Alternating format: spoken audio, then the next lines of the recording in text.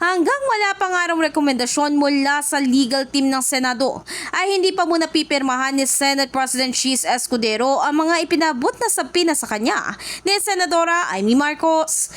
Maalala matapos nga na hindi magsidalo ng mga gabinete ng Pangulo, ay tinulak ni Marcos ang pagsabina sa mga ito bilang pagsang-ayon din sa mungkahi ni Senador Ronald Bato de la Rosa.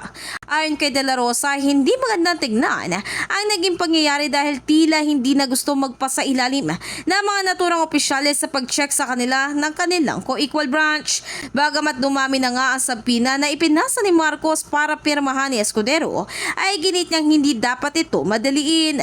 Anumang bagay na minadali mo, baka sa dulo mas masama ang kalabasan.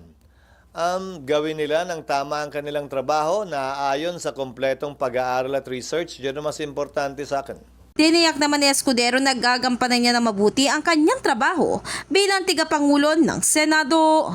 In the heart of changing lives, ako si Brigada Ann Cortas ng 105.1 Brigada News FM Manila, the Music News Authority.